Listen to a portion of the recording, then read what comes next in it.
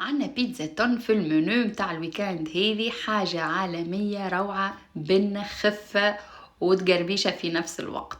دونك كاينك شريتها من الشارع والا ابن برشا مكونات سهلة ومتوفرة في الدار. دونك باش نستحقوا 300 غرام فرينة، 30 مليلتر حليب دافي والا ماء تنجم تعوضوا، مغرفة صغيرة خميرة، مغرفة صغيرة ملح، زوز مغارف زيت نباتي، ومغرفة كبيرة سكر. لهنا باش نخلط العجينه متاعي. اول حاجه باش نحط الخميره تخمر في الحليب الدافي والسكر، خليهم مده درجين كاملين ما اقلش من درجين، ومن بعد نعجنهم مع الفرينه متاعنا والزيت اللي صبيناه فوق الفرينه وشويه الملح. دونك كي نحطوا الملح ماذا بينا نخلطوه من الاول مع الفرينه باش نبعدوه على الخميره، على خاطر الملح يطيح لي نتاع الخميره، معناتها يطيح القوام نتاع الخميره ما يخليهاش تخمر.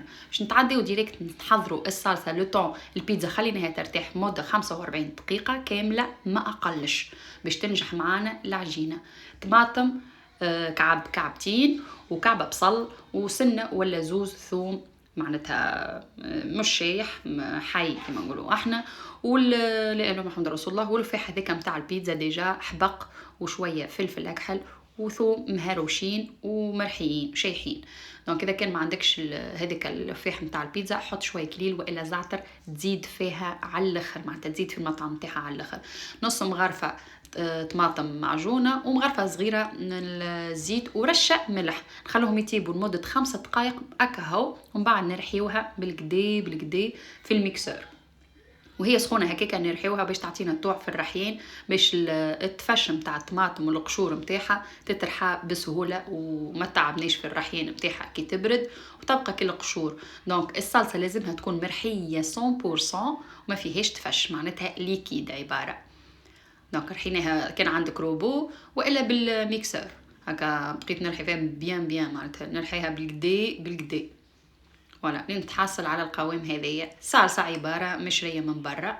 دونك باش نستحقوا زيادة شوية بصل أحمر، زيتون أكحل، وطن حكة طن صغيرة، وجبن موتزاريلا بالطبيعة الرابي باش نحطوه من فوق نزينو بها. الطن ماذا بينا ما نكثروش منه باش ما يبدلناش مطعم البيتزا، معناتها تجي ريحتها ياسر قوية وريحة الطن فيها تبدا بارزة برشا. دونك العجينة لهنا ديجا ارتاحت 45 دقيقة. الكوجينه مانيش في الصيف، نحنا تو بيان سور مش كيما في الصيف كيما في الشتاء، ورطان دار شوفي، اما معناتها لازم تاخذ وقت. نجازي فيها من غاديكا نديغازي فيها من الهواء نتاعها، نخرج الهواء اللي في وسط العجينه بالكدا بالكدا، ونحلها هكيكا بالطريقه هذيكا، ومن بعد نحلها بالقلقال والا باليدي، انت حره معناتها تنجم تخدمها بالقلقال كيما تنجم تخدمها بيديك، تدورها وتحل العجينه نتاعك في عقلك ما تاخذش برشا وقت. دونك اخترت نحط شويه سميد، ما عنديش سميد ارطب، حطيت سميد متوسط اما ماهوش احرش، اذا كان عندك سميد احرش ما تحطش، خاطر يجي المطعم تاعها من اللوطه يابس، معناتها يبس لك العجينه من اللوطه. دونك ما نكثروش من السميد، انا ديجا ما كثرتش منه، ديجا من تحت البيتزا ما هو فماش برشا دوبا باش تجيني كتقرميشه نتاع السميد من اللوطه هكا هو. دونك نحليتها بالقلقال بالكدا بالكدا، ومن بعد زدت حليتها بيدايا معناتها باش تاخذ الشكل الدائري هذاك. حطيت لهنا حطيت ديجا الفور نتاعي تسخن.